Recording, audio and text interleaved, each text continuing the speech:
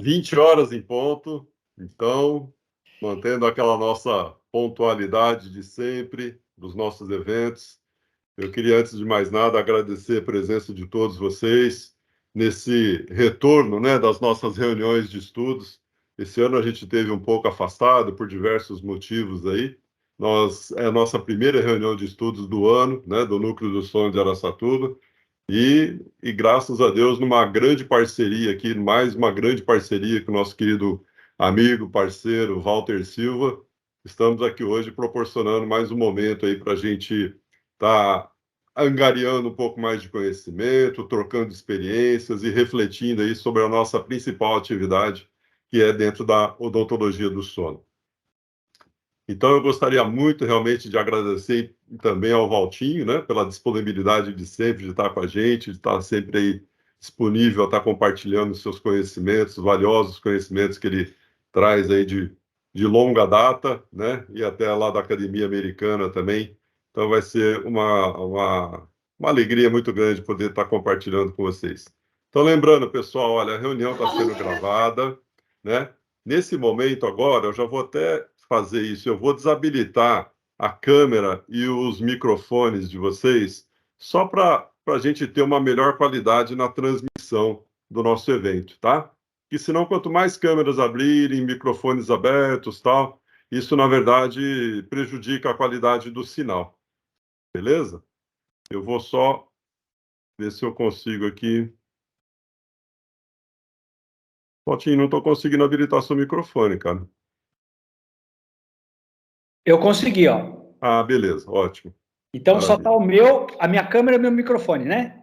Isso. Eu vou apagar minha Só. câmera então. Vou ficar só com o microfone aberto aqui, se precisar. Eu fecho e abro se precisar, tá bom? Tranquilo.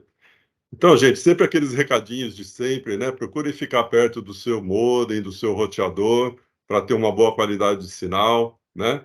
Qualquer dificuldade, vocês mandem mensagens pelo WhatsApp. Eu, o Walter ou a Tamires podemos estar, de repente, tentando ajudar vocês. Tá ok? Então, é uma satisfação muito grande estar aqui com vocês hoje. Eu vou compartilhar minha tela aqui para a gente iniciar, então, a nossa apresentação. Ô, Fag, deixa eu só passar para eles que quem quiser, durante a apresentação, elaborar alguma questão, pode fazer pelo chat, porque eu vou estar de olho no Isso. chat, vou anotar as questões, e ao final da minha apresentação, depois do Fagnani vem eu, aí a gente vai fazer um bate-papo com as perguntas para poder ter uma interação. Eu vou anotando e depois o Fagnani anota também as que vão ser direcionadas a mim, tá bom? Isso, bem lembrado. Mas lembrando, né, como o Walter falou, quem quiser na hora abrir a câmera, aí depois das nossas apresentações, eu libero novamente as câmeras e os microfones, aí podemos interagir ao vivo, tá ok? Muito bem. Então vamos lá. Então, uma breve apresentação, acho que aqui ninguém me conhece, né? Então, eu, Fagnani, Antônio Fagnani Filho, também sou dentista, como a grande maioria de vocês, especialista em ortopedia funcional, com pós-graduação em ortodontia, odontologia do sono também, ministro aulas lá no NEON, em São Paulo, capital, e costumo escrever alguns trabalhos aí, né, artigos, capítulos de livros sobre odontologia do sono também. Aqui em Araçatuba, a gente coordena o Núcleo do Sono e o nosso Simpósio do Sono, que já virou também um evento tradicional, que esse ano será em novembro novamente, né? Participo da nossa Associação Brasileira do Sono e a Associação Brasileira de Odontologia do Sono.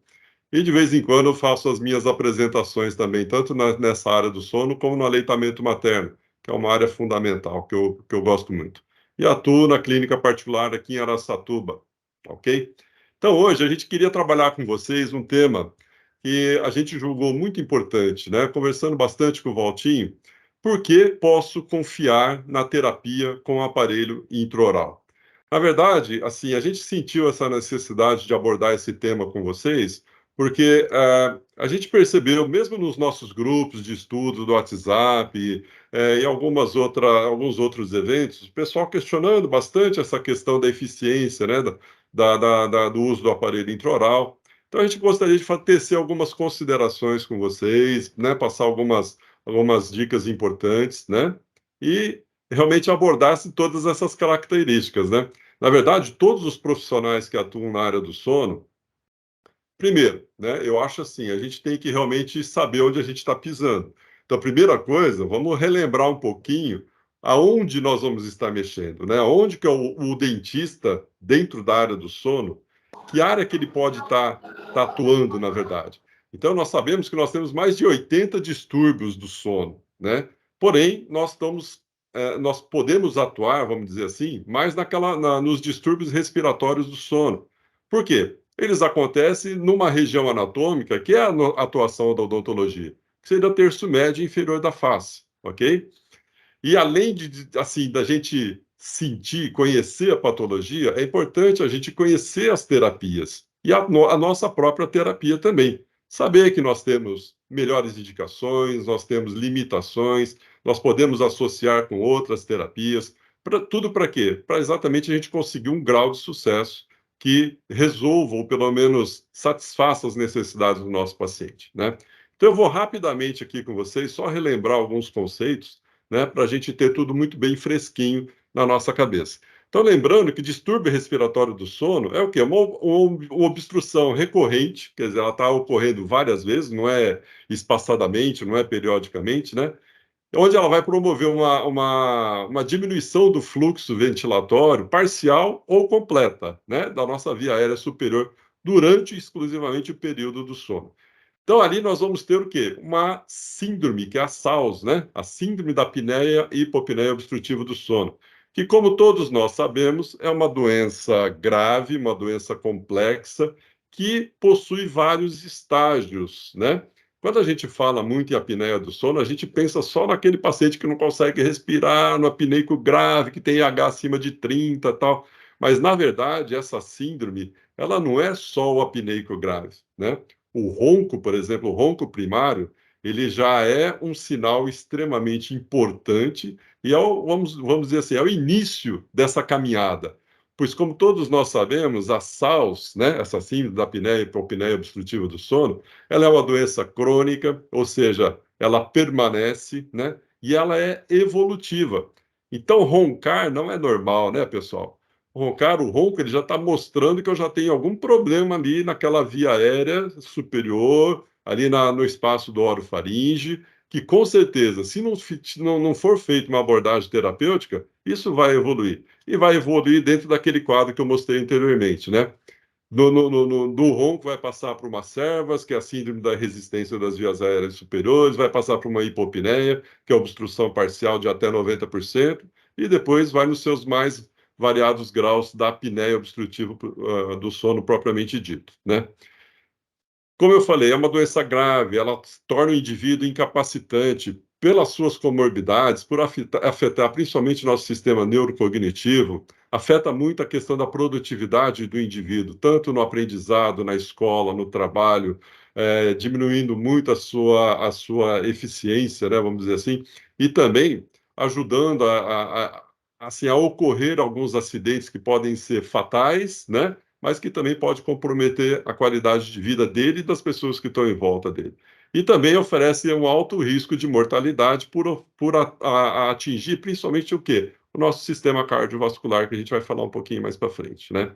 Então, são várias comorbidades que tanto são pioradas, vamos dizer assim, com a apneia do sono, como elas também são desencadeadas através do aparecimento da apneia do sono. E tem uma alta prevalência na população, né? Eu não vou ficar repetindo aqui os artigos que a gente está sempre falando, mas é muito claro para todos, acho que não tem dúvida, né? Que existe uma grande quantidade de doentes, né? No Brasil são mais de 50 milhões, e poucos profissionais que atuam nessa área.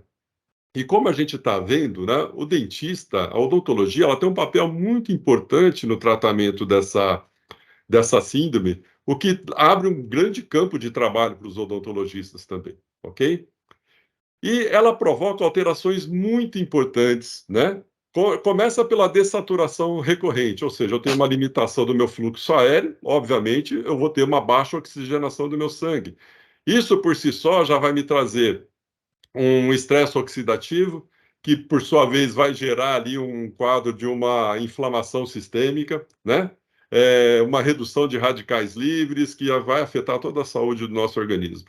uma hiperatividade simpática, ou seja, eu vou ter picos de frequência cardíaca, pressão arterial durante esse quadro da apneia, que vão dar uma sobrecarga muito importante no meu sistema cardiovascular, vai me fragmentar meu sono, quer dizer, aquele indivíduo ele não vai ter um sono linear, um sono contínuo, né? Ele vai ficar variando muito entre estado de dormir e estado de despertar. E, por sua vez, isso vai fazer o quê? Com que afete a estrutura do nosso sono. A gente sabe que o nosso sono ele é dividido por estágios e cada estágio tem a sua importância, a sua função, a necessidade de se passar por todos esses estágios para que todas as condições orgânicas sejam restauradas, né? E culminando com o quê? Com a diminuição da quantidade total do sono do nosso paciente, né? Do nosso indivíduo. E isso, de uma certa forma, vai influenciar em muitas alterações importantes no nosso organismo, né? Começa pelo nosso sistema nervoso central, que é o que mais vai sofrer, né? Com essas alterações neurocognitivas, como a gente disse, afetando memória, concentração, criatividade, raciocínio rápido, né? A própria questão intelectual do nosso indivíduo e vai potencializar ali o aparecimento de algumas doenças importantes, como quadros de ansiedade, depressão, insônia. E isso acaba gerando uma medicalização muito importante. E às vezes a gente recebe o doente que está fazendo uso dessa medicalização, e isso pode afetar a nossa terapêutica, né? A nossa eficiência da nossa terapêutica. Inclusive, esse vai ser um dos temas do nosso terceiro grande encontro, né? O Dr. Caio Bonadil vai falar bastante sobre isso, né? Se o meu paciente é medicalizado, o que isso pode influenciar na minha terapia? Então é importante a gente tá bem ciente dessa assim e capacitado para agir nesses quadros. E também a gente pedir ajuda para a psicologia. Como que a psicologia pode estar ajudando esses pacientes, né? Que o paciente que está num quadro de ansiedade, de depressão, às vezes a própria aderência ao aparelho intraoral fica difícil, né? Às vezes ele acaba não se adaptando à terapia pela condição neurocognitiva que ele se encontra naquele momento. Sistema cardiovascular, como a gente falou agora há pouco, né, aumenta muito os índices de infarto, de derrame, de fibrilação arterial, enfim, são várias as comorbidades aí do sistema cardiovascular. A questão das doenças neurodegenerativas, né, como Alzheimer, demência, né, que já foi bastante falado também, pelo fato de ele não ter um tempo de sono profundo adequado. E é interessante, gente, que hoje nós temos até pesquisas, né, no INCOR, que vão ser apresentadas no nosso terceiro grande encontro também, e vão estar mostrando exatamente isso, né, os efeitos das terapias, não só do aparelho intraoral, tá, mas das terapias da apneia do sono, na melhora desses quadros metabólicos neurocognitivos, né? Olha só que interessante. Então, realmente isso nós já estamos tendo uma sustentação científica de que realmente o nosso tratamento, a nossa terapêutica, ela vai promover essa melhora, né? Porque a gente sabe também que uma outra comorbidade importante são as síndromes metabólicas, né? Assim, o favorecimento do aparecimento de diabetes tipo 2, da própria obesidade. Um outro tema que vai ser abordado também, como a terapia com o aparelho intraoral pode influenciar na questão da obesidade no nosso paciente. Então, são vários temas importantes, assim, que a gente vai estar trazendo para vocês. Para quê? Para nos preparar para a gente poder tirar o melhor da nossa terapia, né? Para a gente ter uma confiança mais segura na nossa terapia com o aparelho intraoral. Muito bem. E essa síndrome da apneia, ela tem uma etiologia multifatorial, né? Principalmente a questão de tônus muscular. Eu não vou fazer aqui um compêndio, mas eu vou pegar os principais tópicos, tá, pessoal? Mas, por exemplo, tônus neuromuscular, ele vai ter uma influência extremamente importante pela condição funcional do nosso paciente, desde criança até no adulto. Se ele tem uma falta de selamento labial, uma hipotonia de língua, uma língua mal posturada, uma língua hipotônica, né? E um detalhe que é importante a gente saber que com o envelhecimento todos nós vamos ter uma perda desse tônus muscular que vai influenciar realmente tanto no prognóstico como no resultado, né, da nossa terapia. As questões das obstruções anatômicas, que tanto pode ser por uma patologia, por exemplo, por uma hipertrofia de adenoide, de amígdala, como também, principalmente, por uma deficiência do crescimento, da formação das estruturas bucais. atresias maxilomandibulares, micrognatias, né? Alterações no crescimento que vão comprometer o quê?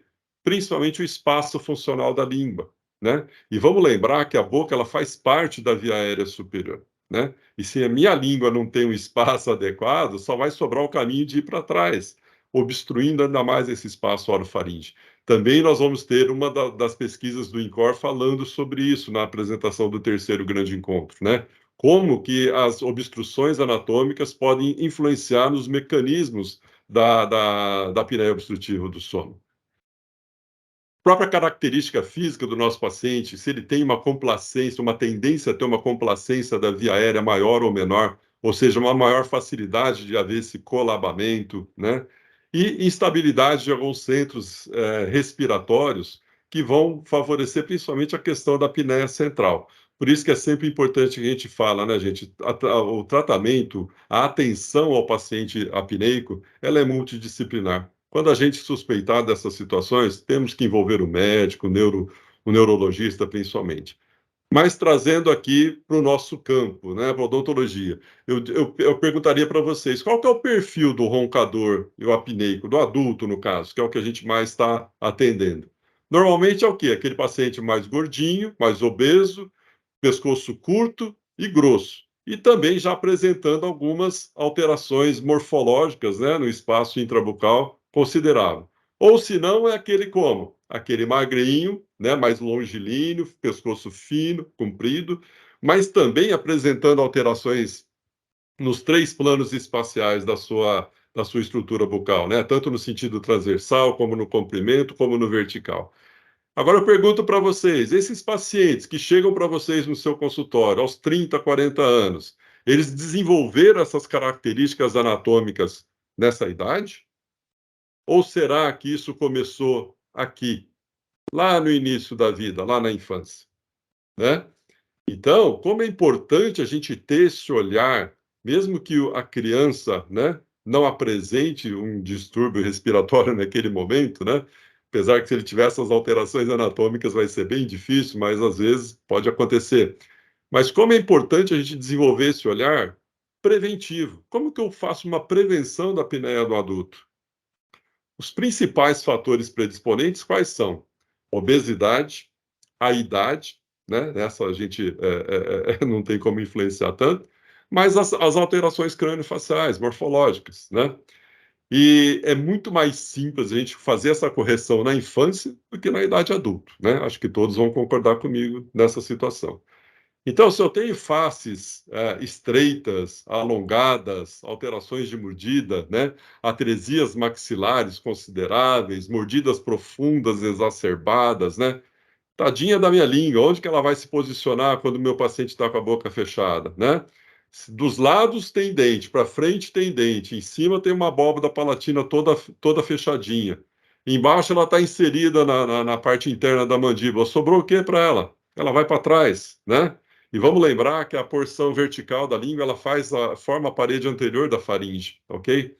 Então, essa criança que não recebeu o tratamento adequado, né, dessas correções, não só funcionais, mas anatômicas também, ela vai levar isso para o adulto. Ela vai crescer esse adulto com essa micrognatia, com esse arco atrésico, com essa mordida cruzada, com essa mordida profunda, né? E lá nessa idade adulta, depois esse tratamento vai ser bem mais complexo, né? Bem mais oneroso, e nem sempre o paciente vai ter condições de estar submetendo a esse tratamento. Então, eu diria para vocês o seguinte: a nossa querida odontologia, acho que a grande maioria dos que estão aqui presentes são da área da odontologia, né? Mas, na verdade, todos os profissionais têm que conhecer isso e têm que saber da participação de cada um. Mas eu diria o quê? Que a odontologia, ela participa em todas as fases, né? Inclusive na prevenção do início da vida. Nós sabemos, para quem tem algum conhecimento da ortopedia funcional, que o principal estímulo para que ocorra um bom crescimento, desenvolvimento da estrutura maxilomandibular é o quê? É o aleitamento materno. É o principal estímulo que vai fazer essa boca desenvolver adequadamente, mantendo um padrão de respiração nasal, uma boa postura de língua, tonificando a musculatura adequadamente. Então, é quase que um dever de todos nós, né? Incentivar, proteger, apoiar a amamentação desde o início da vida. Se a criança não passou por isso, na primeira infância, nós temos ferramentas terapêuticas que a gente consegue reverter isso, né? Através da ortopedia mecânica, ortopedia funcional, devolver aquele espaço funcional perdido pelo uso dos bicos artificiais, né? Principalmente da mamadeira e da chupeta. Na adolescência, nós também vamos ter ferramentas ortodônticas interessantes, sempre com a visão do quê? De recuperar espaço funcional para a língua, né? Então, nesses casos, mecânicas com extrações dentárias, logo, raríssimas exceções, elas não são muito bem-vindas, né? Porque quando eu faço extração, eu vou limitar perímetro de arco, vou limitar espaço funcional. Então, é sempre importante a gente ter essa visão, né?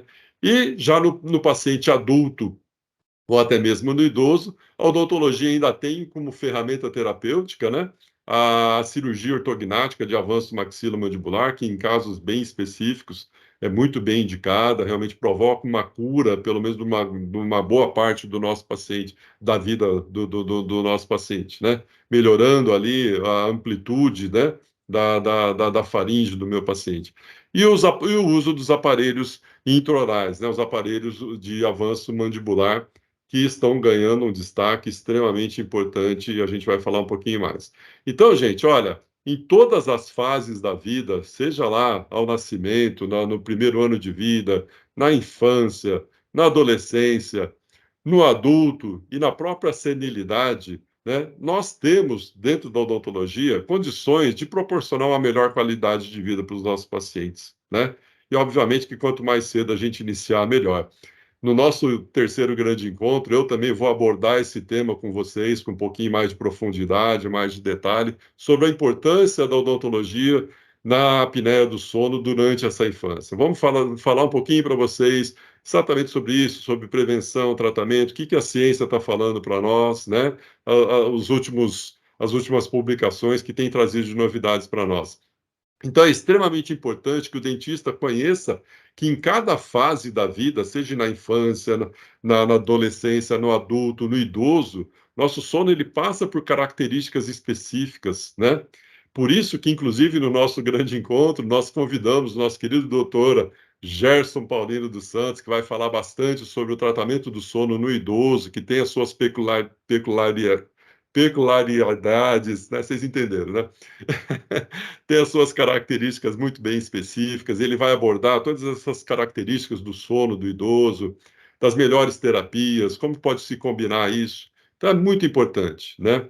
Então, como eu falei, hoje, o que tem crescido muito realmente são o uso dos DAMs, né? Muita gente fala DAM, fala aparelho intraoral, enfim, não importa o nome, mas são os dispositivos de avanço mandibular.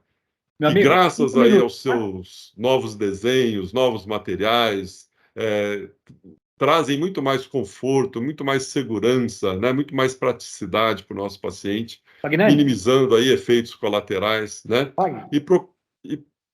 Oi, Alô? 5 minutos, tá? Estou finalizando. Ah, tá, beleza, só para te avisar. Beleza. E então ele traz assim, realmente tem trazido nesses últimos estudos, nessas últimas revisões sistemáticas, uma margem de sucesso muito grande, né? E o que é melhor, uma aderência ao tratamento muito grande, que é o grande, talvez a grande pedra no nosso sapato, né? Você vê que hoje o CPAP nós temos um tratamento de alta eficácia, porém de uma baixa aderência ainda. E, obviamente, que o nosso aparelho de avanço, de avanço mandibular, ele não tem, talvez, a mesma eficácia do CPAP, porém, uma aderência muito superior. Então, assim, é importante para que a gente se sinta seguro, que a gente confie nessa terapêutica, que a gente conheça as suas características, que a gente conheça as suas limitações, as suas melhores indicações, seus mecanismos, seu manejo clínico. E para isso eu fiz questão de convidar meu querido parceiro, amigo Valtinho, que vai abordar esse tema do aparelho intraoral com um pouquinho mais de profundidade com vocês, né? Então, lembrando que o Walter Silva também é um Patrício, aqui graduado na Unesp de Araçatuba, na FOA de Araçatuba, fez doutorado em sono pela Universidade de São Paulo, é certificado em odontologia do sono pela American Board of Dental Sleep Medicine, revisor do Journal Dental Sleep Medicine, membro da Força Tarefa da Academia Americana de Odontologia do Sono, atua em clínica privada. Aqui você já está entregando sua idade, hein, Valtinho? Desde 1986, além de ministrar cursos de odontologia do sono pelo Brasil, Portugal e outros países. Bom, pessoal, eu vou encerrar a minha fala por aqui, vou descompartilhar minha tela e vou passar a bola para o Valtinho. No final, a gente volta a conversar, vamos trocar figurinha aí sobre esse assunto, que vai ser bem interessante, tá ok? Vou descompartilhar minha tela aqui, Valtinho. Beleza. Pessoal, eu estou já abrindo a minha aqui, para já engatilhar. Nós fizemos alguns testes hoje, e espero que consigamos, que problema técnico não venha nos pegar. Vamos lá.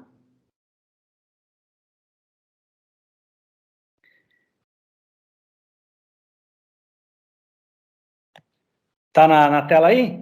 Perfeito. Beleza. Manda lá. Pessoal, boa noite. Obrigado, Fagnani, pelo convite e pela apresentação aí, que você foi muito gentil. Nós guardamos o carinho pela mesma faculdade, né? Nós somos formados pela Unesp Araçatuba, e o mesmo carinho pelo nosso time, que hoje não está muito bem, que é o nosso tricolor, mas sigamos juntos, né? Pessoal, boa noite, obrigado pela presença de todos, né, numa terça-feira, né, fria, que a grande maioria do Brasil já está começando a esfriar. E a gente, como o Fagnani falou, a gente achou pertinente enfatizar bastante o porquê, né, que a gente acredita, né, nos aparelhos intraorais. Eu já estou na área há 24 anos, o Fagnani deve estar mais ou menos nesse tempo, ou um pouco mais até, atuando nessa parte preventiva e tudo mais. Muitos colegas aqui que eu já vi que estão participando também têm uma vasta experiência, até maior que a minha. Então, a gente tem um carinho muito grande, não só pelo aparelho intraoral, mas pela ação do dentista. O Fagnani mostrou exatamente quantas áreas. O dentista ele atua da prevenção desde o momento em que o bebê começa a ser amamentado, depois na parte ortopedia preventiva, interceptiva, ortodontia, aí os aparelhos intraorais, na ortognática, que hoje não é motivo da aula, mas que é uma terapêutica com alto grau de sucesso. Então, ou seja, nós, cirurgiões dentistas, trabalhamos, lógico, sempre em conjunto com a medicina, com a fonoaudiologia, com a fisioterapia, psicologia, nutrição e todas as outras áreas, né, educadores físicos. A gente tem uma responsabilidade muito grande, porque o aparelho intraoral realmente ele é o queridinho da turma, vamos dizer, a menina dos olhos hoje em dia. E a gente precisa estar bem atento para poder utilizá-lo de forma adequada, exatamente para que a gente não deixe dúvidas, né, quando o médico vai indicar, ou quando o outro colega vai indicar, ou o próprio paciente vai indicar, da gente deixar claro para o paciente quais são as indicações, quais são os melhores resultados, quais são as limitações. Eu vou tentar minimizar, passar para vocês agora alguma coisa resumida em relação a isso aí, né? Então, a gente já vai até passar direto aqui, o Fagnani já explorou bem isso aí, eu vou deixar para áreas mais, outros momentos para a gente conversar melhor, né? Só um detalhe que eu coloquei aqui, que a apneia obstrutiva, uma das indicações, né, quando está associada ao bruxismo. O que eu quero dizer com isso aí? Eu quero dizer que a apneia, o paciente que tem o bruxismo, alguns deles desenvolvem o bruxismo por conta da apneia do sono. A gente chama até de bruxismo protetivo, né? Ele executa esse movimento para poder liberar a via aérea. E com isso, é lógico, ele tem todos os danos causados pelo bruxismo, que são o desgaste das estruturas, o dolorimento da musculatura e tudo mais, né? Mas, de qualquer maneira, o paciente sobrevive, né, fazendo aquela ação. E quando você tem um paciente com bruxismo, assim, muito importante que você faça a avaliação do sono dele. Porque se você coloca a placa de bruxismo, você piora o quadro apneico. Ao contrário, se ele tem o bruxismo e tem a apneia, e você trata a apneia, ou trata o ronco, ele pode não ter a apneia, mas ele tem o ronco, por exemplo, você colocando um aparelho intraoral de avanço mandibular, você vai controlar o bruxismo, tratar o ronco, controlar o ronco, e se eventualmente tiver apneia, hipopneia, também vai ser beneficiado com essa terapêutica, tá? As contraindicações parciais, a gente poderia citar como a literatura mostra, desdentados totais, principalmente os inferiores. Os superiores não são contraindicações totais. A gente consegue fazer aparelho intraoral sobre dentadura com resultados bastante importantes, bastante bons, né? O paciente não pode ser desdentado inferior, que aí, se ele for desdentado total, superior ou inferior, ou SPAP, ou retentor de língua, ou esse paciente tem que submeter a uma cirurgia, aos implantes ósseos integrados para poder fazer depois um aparelho intraoral. Se tiver também uma quantidade menor do que 6 a 8 dentes, por que 6 a 8? Porque depende do caso, com 6 você consegue. Depende do caso, a coroa muito curta e tudo mais, você precisaria de 8. Então, vai variar muito de acordo com cada caso clínico, né? A disfunção temporomandibular ativa, lógico, você não pode colocar um aparelho intraoral num quadro ativo, tem que tratar primeiro a DTM. Se o paciente também não consegue ter um movimento protrusivo adequado, a gente colocou, de acordo com a literatura, entre 6 e 8 milímetros. Por que tem esse asterisco aí? Porque esse paciente, ele pode ser, vamos dizer, modulado, essa protrusão dele, se não tiver um problema patológico, um problema anatômico que esteja limitando realmente isso, a gente pode, com o aparelho intraoral, ir modulando. É como se você estivesse fazendo uma fisioterapia nessa região de articulação, né, e conseguindo ter um avanço um pouco mais adequado com o passar do tempo. Então, é relativa a essa contraindicação. E a doença periodontal ativa, é lógico, a gente também tem que cuidar antes de fazer qualquer abordagem. Os embasamentos científicos da terapia com aparelho intraoral, elas são vastas, né? Existem todas da pirâmide de evidências científicas, todas elas já foram colocadas, né? O aparelho intraoral já foi testado em todas essas revisões, estudos, todos os tipos de estudos, e foi criado, né, o último agora é 2015, a gente acha que a cada 10 anos eles fazem, em 2025 provavelmente saia outro, são os guidelines, né, que são documentos criados por associações referências, né? No caso, esse guideline de 2015 foi feito pela Academia Americana de Medicina do Sono, junto com a de Odontologia do Sono, esses documentos visam nortear o tratamento do aparelho, o tratamento da apneia obstrutiva do sono, comparando sempre aquela terapêutica que você quer colocar em teste com o CPAP, que é considerado o padrão ouro. Então, a gente, nesse caso do guideline de 2015, foi feito esse tipo de comparação, mostrando que o aparelho intraoral pode ser utilizado para todos os graus de severidade, lógico que com certas ressalvas, né? Mas a gente não tem mais aquela o paciente é apneico grave, né? A apneia o IH acima de 30, ele não pode ir para um aparelho intraoral. Ele pode ir para um aparelho intraoral, desde que outros parâmetros sejam analisados também, né? Esses documentos nos dão muito suporte, muita tranquilidade, inclusive para poder conversar com os nossos indicadores, que são os médicos, na maior parte das vezes, né, os mais potentes indicadores, e isso dá uma tranquilidade, inclusive, para o médico poder te indicar e saber que está fazendo uma boa escolha para o seu paciente. Dos preditores de sucesso, eu tinha até feito aqui de uma forma que esse minoria apareceria depois, mas não sei por que apareceu agora. A gente tem, a literatura mostra, né, que preditores bons de sucesso são os pacientes que têm um ronco, uma apneia leve ou moderada, as mulheres têm uma predição um sucesso melhor, jovens, pacientes com padrão facial 2, magros, né? Esses são os pacientes que a gente adoraria ter no consultório, porque a chance da gente ter sucesso é muito grande nesses casos. Porém, é a minoria de que aparece em nosso dia a dia, né? Então, a gente tem que fazer algo para tentar melhorar, transcender, né?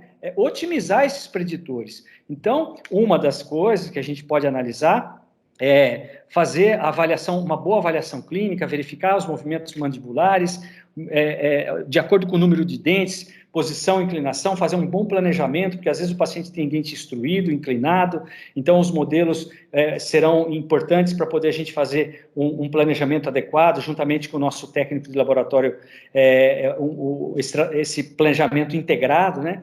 O paciente tem uma abertura bucal limitada, então qual modelo de aparelho que eu posso utilizar para que ele continue usando, né? Porque isso tudo é para facilitar o paciente a ter a adesão, que é uma das coisas que minam, né, o resultado do aparelho intraoral. Ele tem destreza manual, ele consegue colocar e tirar o aparelho, higienizar adequadamente, vai precisar de um cuidador, ou é interessante a gente fazer um aparelho em duas partes, por exemplo. Então, tudo isso a gente vai conseguindo melhorar os resultados, né? E a respiração, isso é extremamente importante. Que tipo de respiração? É um respirador oral? É um respirador misto? É um respirador nasal?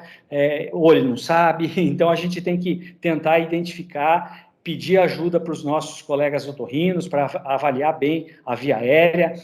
Em casos de migração do paciente que era respirador oral para um paciente que vai passar a ser um respirador nasal, ele se acostumou com aquele tipo de respiração oral, ele precisa, mesmo que ele esteja desobstruído, ele vai precisar de orientações de uma fonoaudióloga, que faça exercícios adequados, que faça um selamento labial, que ajude nessa mudança, nesse aprendizado para respirar pelo nariz, a partir do momento que ele tratou as obstruções. Então, tudo isso a gente consegue melhorar olhando. Eu não sei se vai passar o vídeo aí para você. Está passando, Fag? Vê se está rodando o vídeo aí. Sim, o vídeo está. Tá, né? Sem som. Não tem som, não tem som. Então, Okay. O vídeo está mostrando aqui simplesmente, né, o grau de protrusão, né, um grau de protrusão adequado, que você vai poder trabalhar com o aparelho de uma forma boa, né? Normalmente a gente tem os padrões médios na faixa de 11 a 14 milímetros, entre 10 e 14 milímetros de protrusão máxima, é o que a gente vai encontrar na maior parte das vezes no consultório.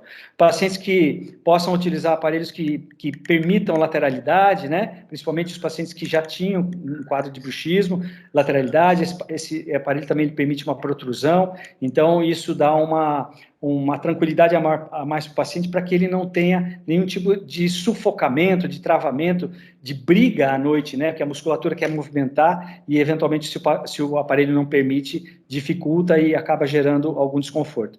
Esse outro modelo aqui é um modelo que permite uma abertura vertical, indicado para pacientes que têm algum tipo de obstrução nasal, que precisem, né, abrir a boca ou respirar um pouco pela boca, então é um aparelho mais indicado para essas situações. Hábitos, né? Isso é muito importante, verificação dos hábitos do paciente, as medidas de higiene do sono, que são fartamente faladas nos congressos, nas palestras, nos cursos, né? São muito importantes, elas são um complemento essencial para que o paciente tenha realmente uma qualidade de vida boa, uma qualidade de sono boa, né? Então, horários regulares de dormir e acordar, alimentação distante do horário de dormir, né? Não muito pesada, de preferência, né? O conteúdo alimentar mais leve, o consumo de álcool sempre vai prejudicar, então, explicar para o paciente, se for consumir álcool, de preferência um pouco mais distante do horário do sono, né? A posição de dormir, posição supina, posição fetal, que também interfere bastante na passagem do ar, né? A supina principalmente, que é muito comum.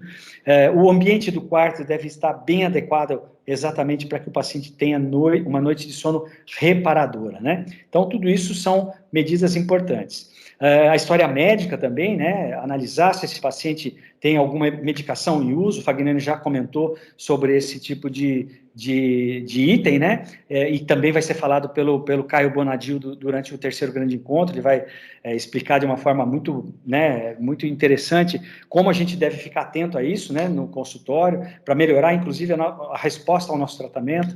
O paciente que tem a doença do refluxo é um paciente que tem, normalmente, associado ao bruxismo, ele tem uma volta do líquido do estômago. Isso tem que ser tratado concomitantemente ao tratamento da apneia, porque, eventualmente, você pode ter melhorado o quadro respiratório, porém, o ácido voltando para a garganta desperta o paciente e ele continua fragmentando o seu sono, e no dia seguinte ele continua cansado, continua com sonolência, porém, não por conta mais da apneia, mas por conta ainda do refluxo. Então, tem que ser tratado em conjunto com o gastro, esse problema. Pacientes que têm doenças pulmonares, vocês podem observar que tem muitos pacientes que, quando você vai fazer uma medição, seja com polissono tipo 1, polissono tipo 2, 3 ou 4, qualquer tipo de polissono, em que você vai analisar a oxigenação, tem pacientes que têm já uma oxigenação média, baixa, né? Pacientes que já têm ali uma oxigenação de 90, 91.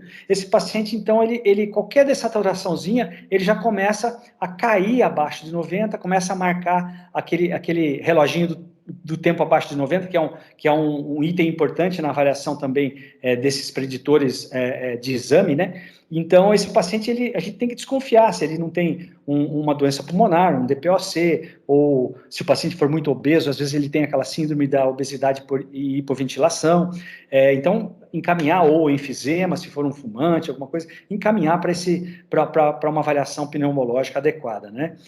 Pacientes com retenção de líquido também, aqueles pacientes que têm as pernas mais inchadas e tudo mais, até por conta de algum problema vascular, esses pacientes, quando deitam, quando dormem, os trabalhos mostram que o líquido que está localizado nos membros inferiores, eles sobem e vêm para a região de via aérea, então dificultando o efeito do aparelho intraoral. Então, se você olha o paciente, ele tem essa característica, esse paciente tem que ser avaliado concomitantemente por um vascular, por um médico que trate esse problema, para que você consiga minimizar esse retorno de líquido, né, quando ele deita, exatamente para melhorar o resultado, seja do aparelho intraoral, seja do CPAP ou qualquer tipo de terapia. O hipotireoidismo também é um potente disparador de apneia do sono, tem que ser tratado concomitantemente também, é muito comum nas mulheres, né? Então, principalmente se a pessoa está começando a ter histórico de ganho de peso, histórico de muito cansaço durante o dia, desânimo e tudo mais, é importante avaliar a tireoide, porque pode estar associada. Lógico, eu já tinha falado, falo de novo, os otorrinos são os parceiraços nossos, né? Para avaliar vias aéreas, para avaliar essa parte respiratória, muito importante para que esteja tudo em ordem e o resultado do nosso tratamento seja melhor. E as asas nasais, a gente vai mostrar para vocês, as asas nasais, elas, deixa eu até mostrar aqui, olha que interessante, aqui é aquela figura clássica que sempre aparece nas aulas, né, a criancinha dormindo, já com aquele hábito de respirar pela boca, já afetando todo o desenvolvimento, né, como o Fagnani mostrou, importante nessa etapa já ter uma intervenção, né. Aqui, por exemplo, a asa nasal muito flácida, quando o paciente inspira, ela colaba totalmente. Então, aqui, nesse caso, é interessante, por exemplo, o uso de um dilatador nasal, desde que o paciente não tenha nenhuma obstrução, né, interna, na parte respiratória, na parte do nariz mesmo, na parte interna do nariz, esse paciente vai ser beneficiado por um dilatador, porque quando ele for inspirar, essa parte não vai colabar como está aqui. E o paciente também que eventualmente dorme de barriga para cima, né, a posição supina, é uma posição que favorece muito a queda da mandíbula, facilitando ainda mais a obstrução das vias aéreas. Então, tudo isso a gente tem que tentar melhorar, né? Então, o padrão respiratório ideal é o padrão respiratório nasal.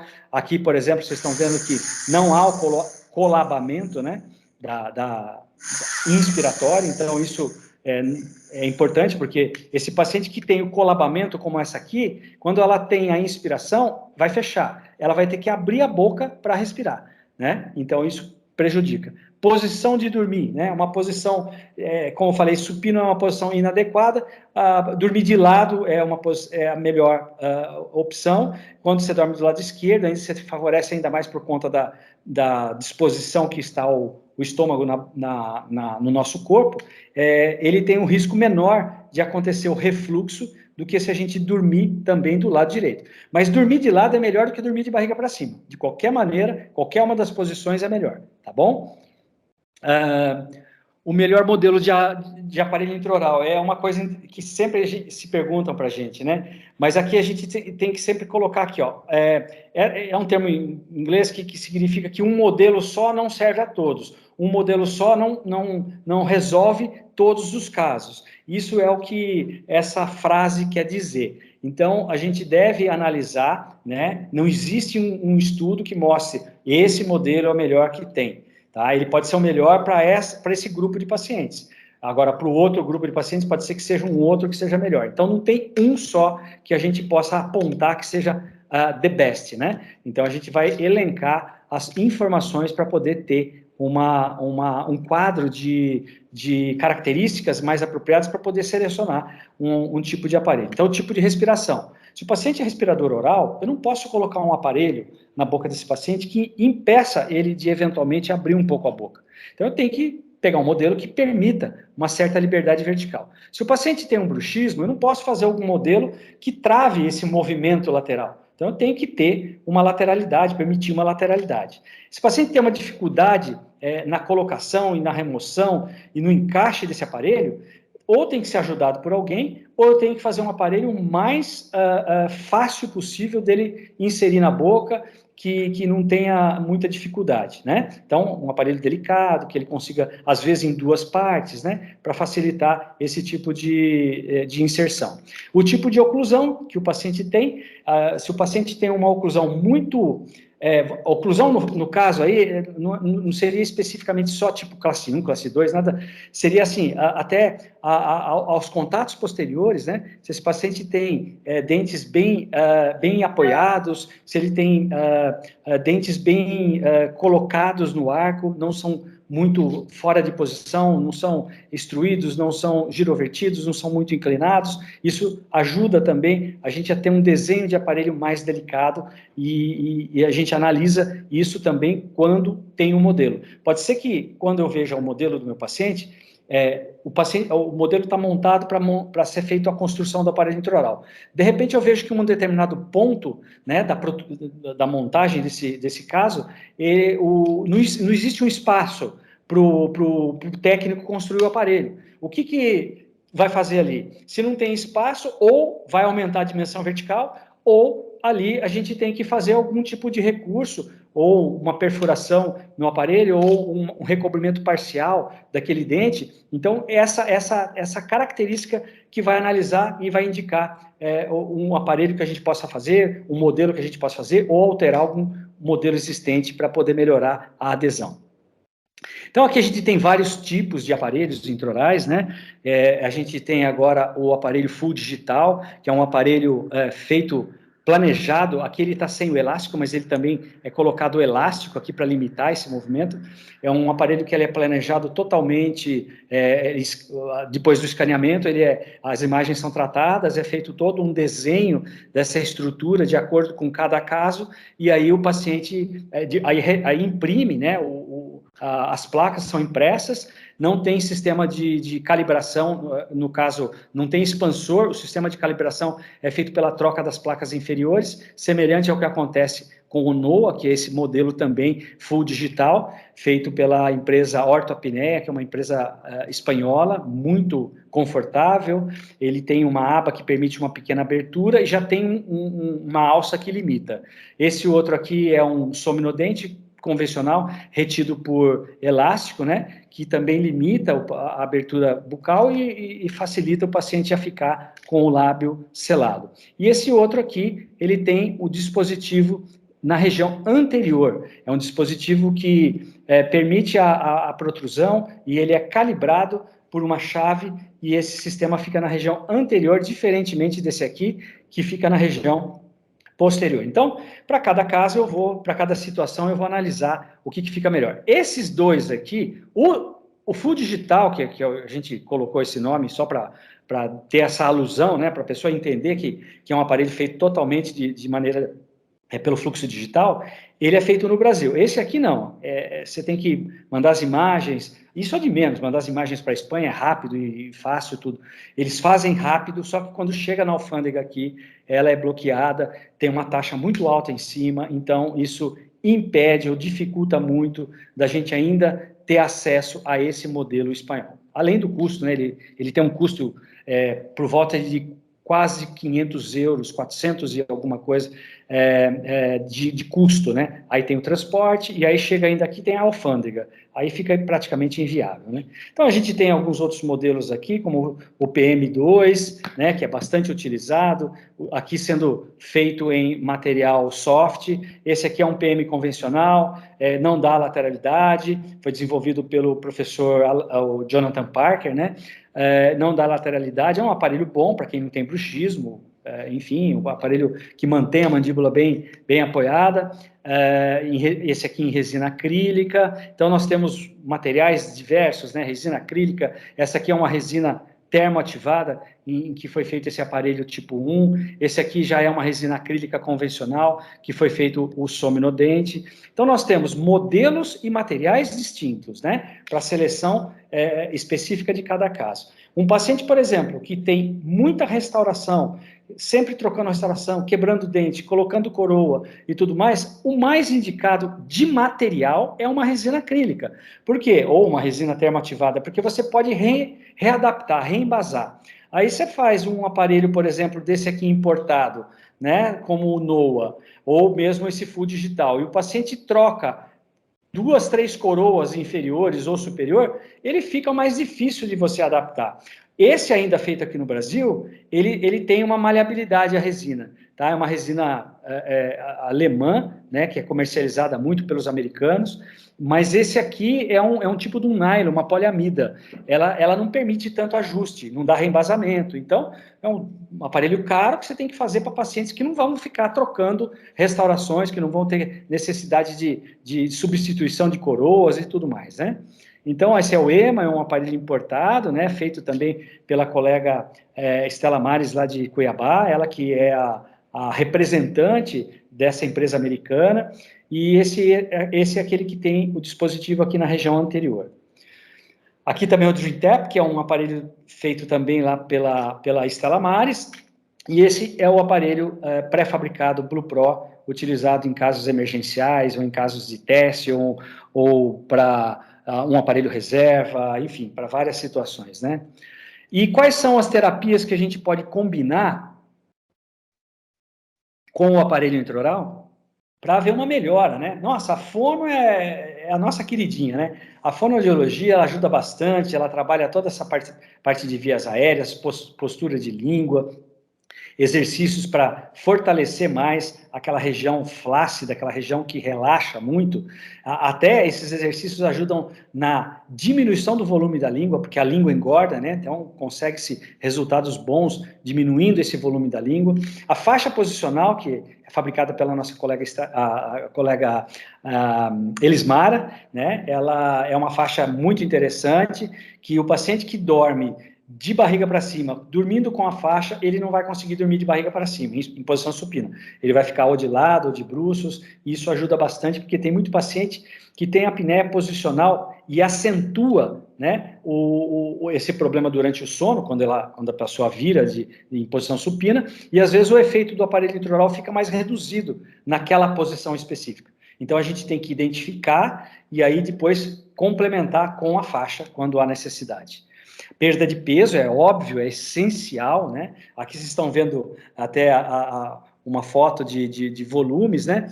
Antes e depois, essa massa amarela, depois que perde o peso, como já reduz um pouco, o IMC melhora e tudo.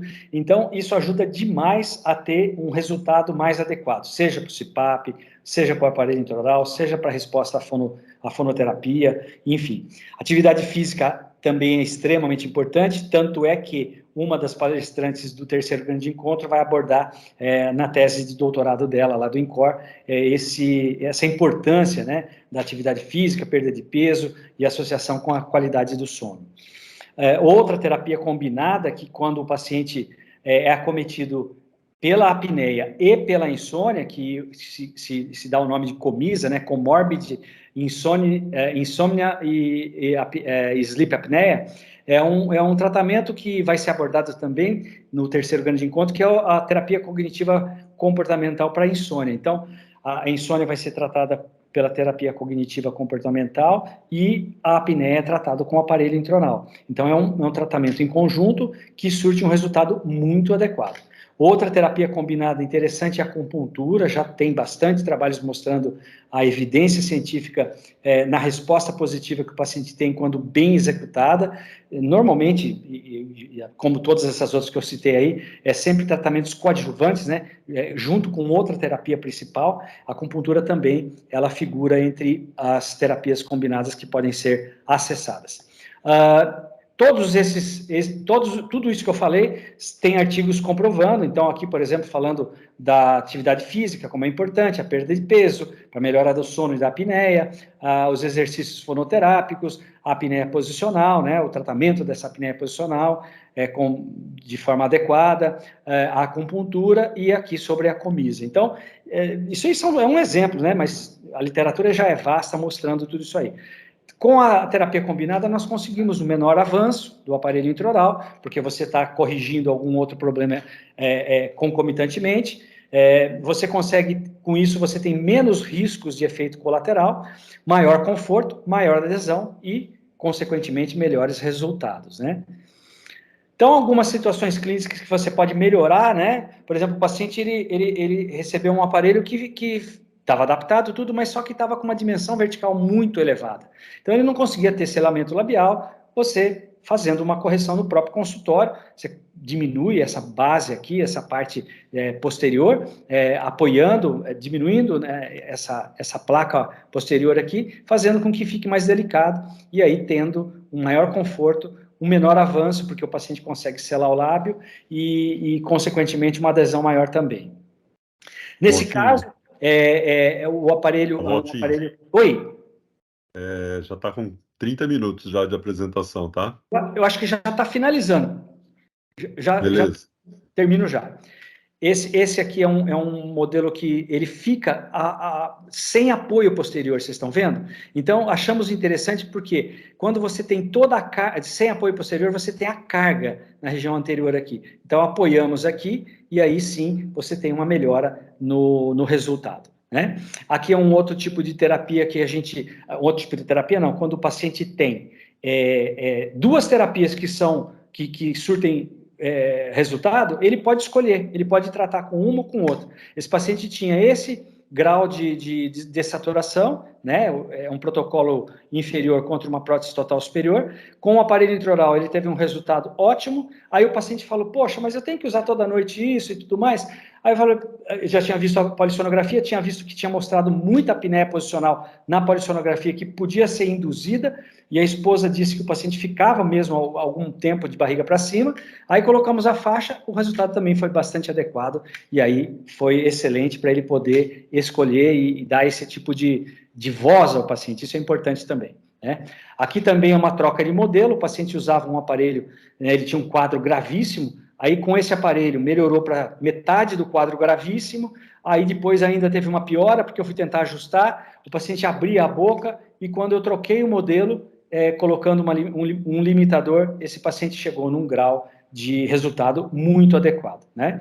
Aqui, só para finalizar rapidinho, é um dos assuntos que vai ser passado para vocês exclusivamente no terceiro grande encontro pelo professor Geraldo Lorenzi. Eu fiz parte, estou fazendo parte de um estudo aí, juntamente com uma empresa aqui no Brasil, e mostrando um dos itens mais importantes, uma das variáveis mais importantes, que é a carga hipóxica, que é uma medição que se faz de uma área abaixo da curva. Então, eles medem essa área abaixo da curva e conseguem mostrar para a gente uma diferença, mesmo o paciente, mesmo o IDO.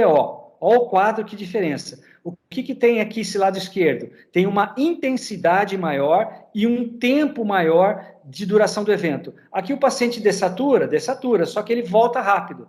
Então, vocês concordam que o grau de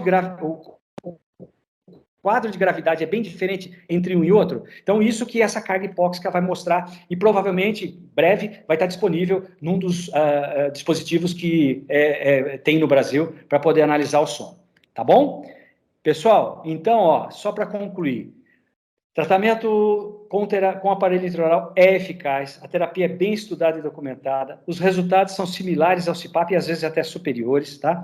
Associar terapias é uma boa alternativa, ele é bem aceito, até mais do que qualquer outra terapia, e tolerado, e a indicação primária para ronco, apneia leve, né? E secundária, se fosse o paciente com apneia severa e tudo mais, a gente tem que analisar outros detalhes.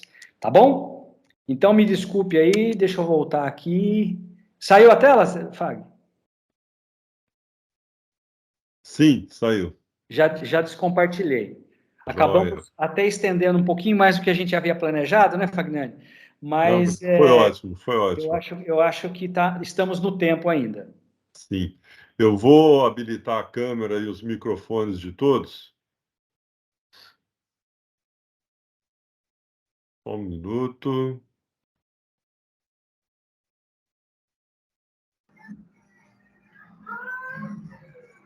Acho que os microfones já estão liberados também. Bom, queridos, eu acho o seguinte, uma mensagem que a gente gostaria de passar para vocês em relação às terapias, né? Como vocês puderem perceber, não existe milagre. Não existe uma terapia que resolva 100% de todos os pacientes, né? E com o aparelho intraoral não é diferente.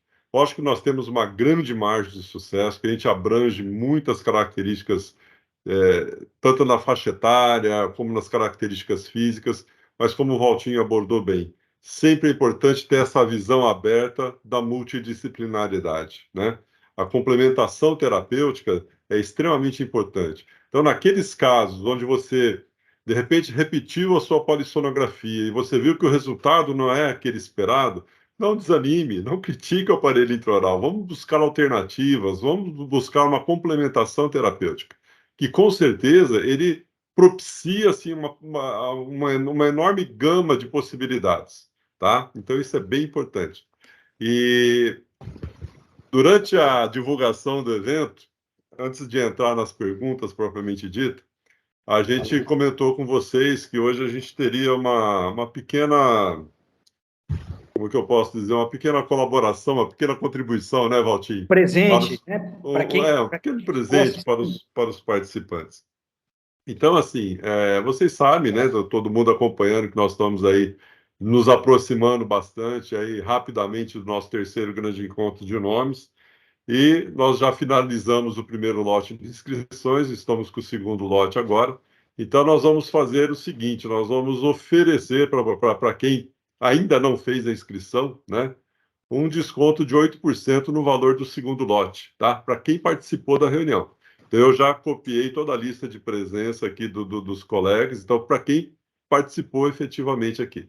Então, a partir de amanhã, entre em contato com a Tamires, o mesmo WhatsApp que vocês solicitaram a inscrição para participar aqui, que ela vai enviar o link para a inscrição com desconto do segundo lote, já com 8%.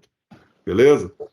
Então, isso um carinho para vocês, um reconhecimento por vocês estarem sempre juntos, todo mundo aí se esforçando para estudar. E lembrando, né, queridos, todos nós, né, todos nós, o estudo ele é continuado, a gente está sempre... Vocês não imaginam o tanto que a gente aprende quando a gente vai preparar uma matéria, uma aula como essa, né? A gente está sempre revisando artigos, revisando as publicações mais recentes, e o conhecimento ele está numa velocidade absurda, assim, né, Valtinho? É uma coisa que às vezes a gente troca figurinha, ele me manda um artigo, eu mando alguma coisa para ele, porque a gente quase não consegue acompanhar sozinho, né? Então a gente tem realmente essas oportunidades, como essas reuniões de estudos, como alguns eventos, onde a gente traz outras pessoas, outros grandes nomes, né, com mais experiência em outras áreas, inclusive, exatamente para estar compartilhando isso com a gente, que é extremamente importante, né? Então, para a gente se sentir seguro na nossa terapia principal, que é o uso do aparelho intraoral, e para a gente tirar o máximo dessa terapia, é importante que a gente esteja preparado, que a gente esteja capacitado para tirar dela o melhor proveito, tá ok? Bom, vamos partir para as perguntas aqui. Antes de mais nada, eu vou falar uma perguntinha aqui que a Adriana Aroni colocou no chat, que eu lembro que foi de um tópico que eu abordei em relação à cirurgia ortognática, né? Então, ela pergunta assim: se pacientes que passam por ortognática para tratamento da SALS têm sucesso a longo prazo? Eu vi que a Aline, a nossa querida colega, já até deu uma respondida ali. Muito obrigado, Aline, é isso mesmo, concordo com você. Mas eu diria para você o seguinte, Adriana: resultado a longo prazo, eu acho que é a pedra no sapato de todas as terapias, não é só da cirurgia ortognática, né? Na verdade, a gente fala o seguinte: o acompanhamento é fundamental. É forte essa carne, não pode comer muito. Ô, Félix, você está com o microfone Está com o aberto. microfone ligado, Félix. Nós estamos te ouvindo aí, dando os conselhos da carne. Mas, assim, voltando à nossa questão, né? Eu acredito, assim, eu tenho uma certa experiência junto com o nosso querido colega Oswaldo Magro Filho, aqui de Araçatuba, que é professor da Unesp, é um grande cirurgião bucomaxilo. A gente faz um trabalho em conjunto, eu faço a parte da ortodontia, preparo cirúrgico, enfim. A gente tem alguns casos bem interessantes. Então, a grande maioria realmente tem uma preservação muito boa a médio e longo prazo. Porém, eu observo o seguinte, principalmente aqueles que passam por um acompanhamento fonoaudiológico e fisioterápico após a cirurgia, o procedimento da cirurgia, né? Porque aquilo que a gente fala, a cirurgia de avanço maxilomandibular, o paciente deita na maca de um jeito e levanta de outro, né? Em termos de estrutura esquelética, de arquitetura da face. Então, nosso tecido neuromuscular, ele não vai simplesmente fazer assim, já se adaptar e sair funcionando tudo adequadamente. Eu acho extremamente importante essa coparticipação, né, no momento mais adequado da mioterapia. Eu acho que isso facilita bastante. Agora, veja bem, o paciente também, ele tem que, a médio e longo prazo, ao longo dos anos, ele também tem que tomar certos cuidados. A gente sabe que a obesidade é nosso inimigo número um. Esse camarada fez cirurgia de avanço maxilomandibular, mas daqui a pouco ele engordou 20 quilos, querida, vai ter algum comprometimento, entendeu? Então entra nessa questão da higiene do sono, como o Valtinho estava falando. Então tem aqueles cuidados que ele vai ter que nós todos, né, na verdade, vamos ter que ter durante toda a vida. O mesmo se aplica ao uso do aparelho intraoral. Não é porque hoje, nesse momento, você avaliou seu paciente, fez polissonografia, fez todas as avaliações e ele está ok, que daqui a 5, 7, 10 anos ele vai estar do mesmo jeito. Existem muitas variáveis que podem influenciar nisso. Uso de medicação, ganho de peso, próprio envelhecimento, né, dependendo do momento de vida que ele está. Então, por isso que a gente sempre recomenda. Eu falo brincando com os meus pacientes, né? A partir de agora você tem o check-up cardiológico anual, você tem o check-up ginecológico anual, se for mulher, e também tem o check-up do sono anual, porque pelo menos uma vez ao ano é importante você ver o paciente. Reavaliar se a terapia ainda permanece adequada, se precisa fazer algum novo ajuste, se o aparelho ainda está da mesma eficiência que ele estava um ano atrás, né? Porque as situações mudam, tá? Não sei se eu respondi, mas seria isso. Valtinho, ela fez uma outra pergunta sobre a faixa posicional, só que eu comecei a escrever e você finalizou. Deixa eu localizar aqui no chat. Eu não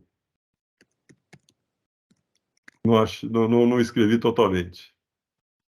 Peraí. Sobre a faixa posicional. Quando o paciente tenta mudar de decúbito com a faixa, ele não sofre o despertar?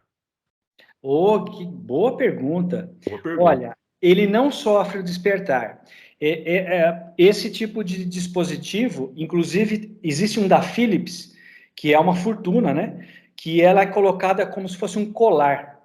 E aqui atrás, ele tem uma caixinha que, se o paciente ficar encostado de barriga para cima, vai dar um pequeno choque, uma vibração, não é um choque, uma vibração, e vai fazer com que o paciente fique de lado. E isso não interfere na quebra da sequência de sono do paciente, não vai despertar o paciente. A faixa também não. É alguma coisa que o paciente percebe que tem alguma coisa que está incomodando e ele acaba ficando de lado, inclusive para ficar mais cômodo. Beleza. Valtinho, tem mais uma pergunta aqui que eu acho que você poderia estar respondendo, que você abordou o tema. Como o aparelho intraoral poderia melhorar para pacientes com DTM comórbida? Olha, eu falei que para DTM você não deve utilizar.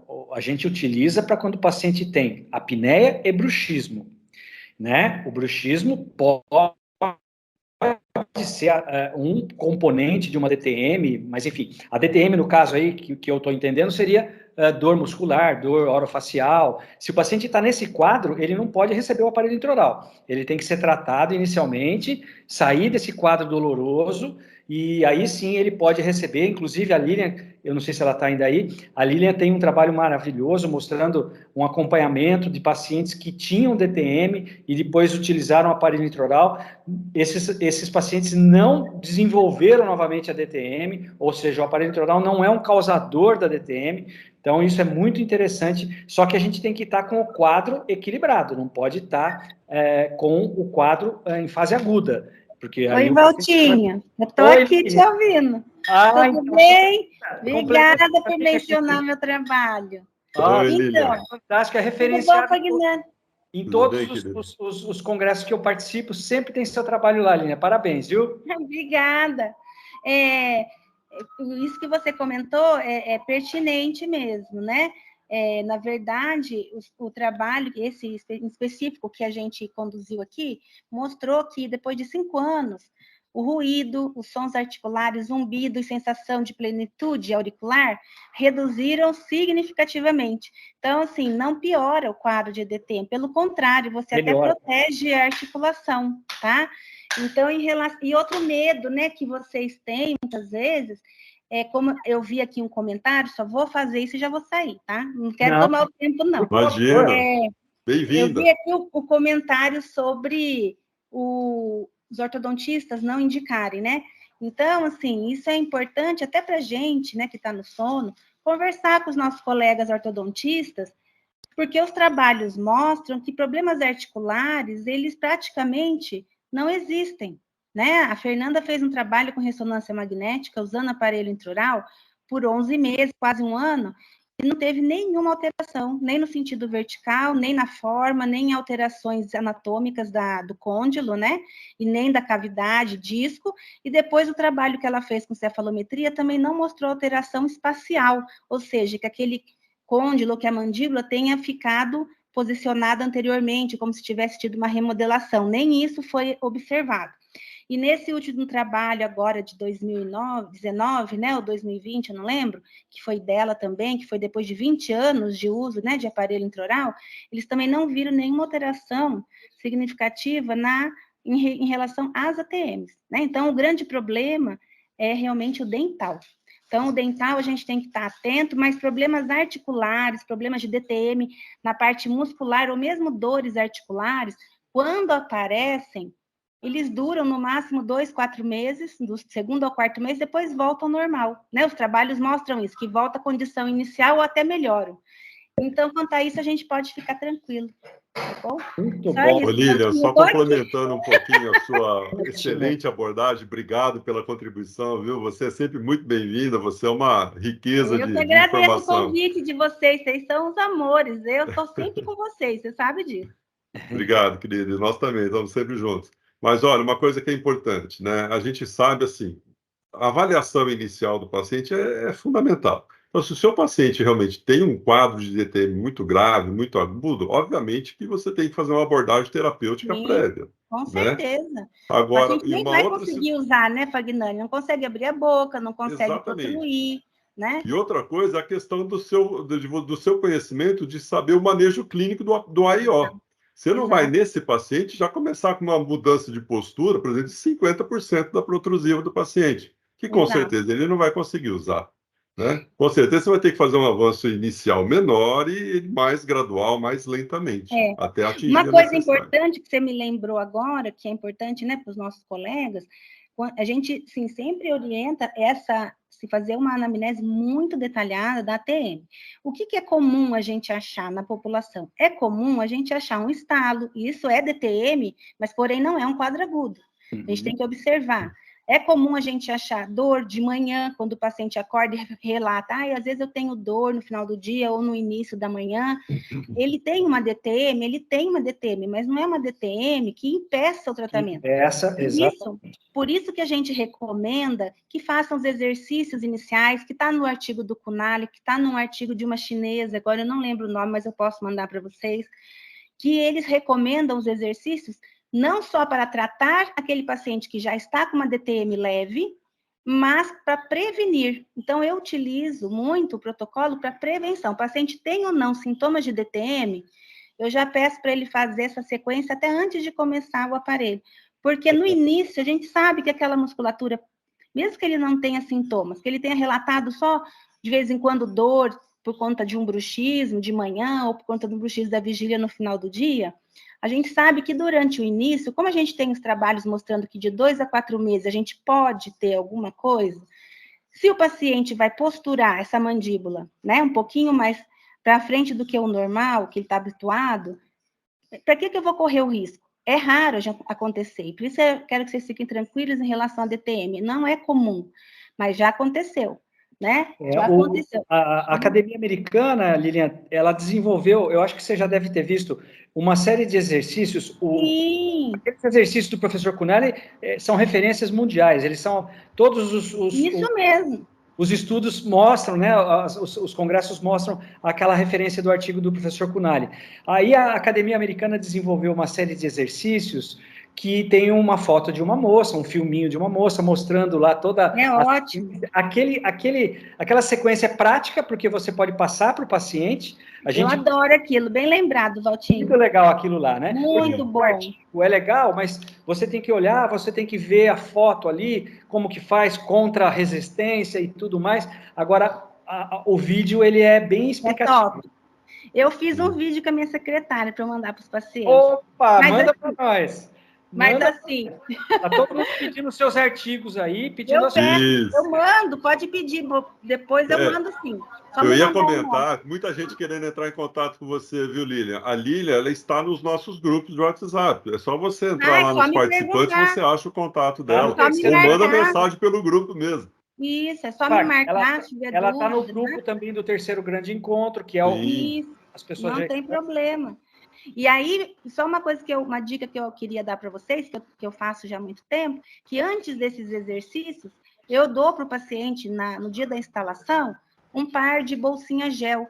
Então, eu falo para ele esquentar a bolsinha, colocar na região do masséter temporal, amarrar com uma faixa e esperar ela esfriar naturalmente, para depois começar os exercícios.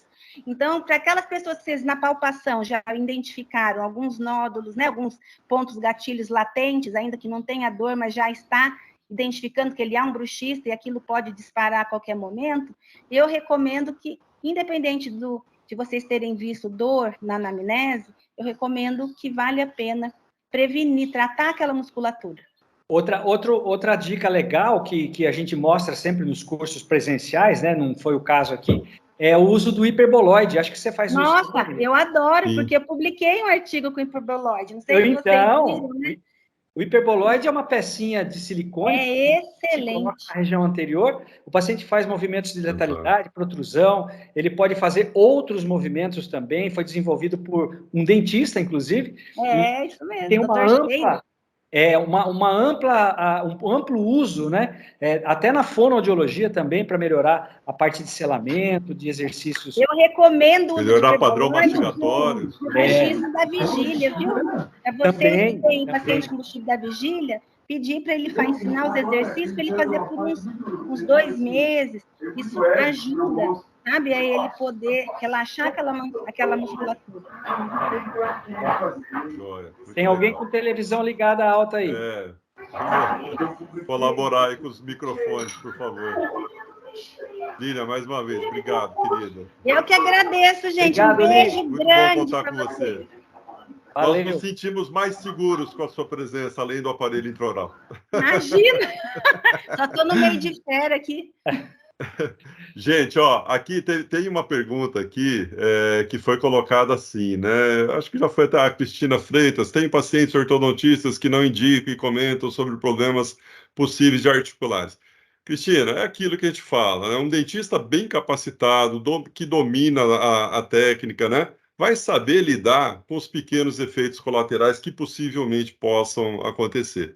Eu costumo dizer o seguinte, eu sei que a gente tem que se basear na publicação científica e tal, mas como o Walter falou, a gente não está nessa área não faz 6 meses, já tem algumas décadas já, né?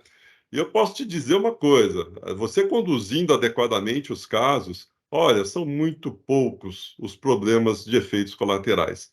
E quando eles surgem, eles são extremamente domináveis, né? pela sua prática, pelo seu conhecimento. Ok? E a Lilian já embasou mais, já falou um monte de coisa aqui que não vou ficar repetindo, tá bom? Outro detalhe em relação aos efeitos colaterais que todo mundo, assim, que é o medo, né, ou é o receio de muitos colegas, a gente sempre tem que pesar o efeito positivo, né, que é o que você tem de efeito positivo. O paciente usou 10 anos o aparelho intraoral, aí você vai pôr uma fita lá atrás, um dos dentes não está com aquele contato efetivo. Ele mastiga bem, ele não tem queixa nenhuma, mas pelo teu controle, você está vendo que tem lá uma perda de um contato mais intenso.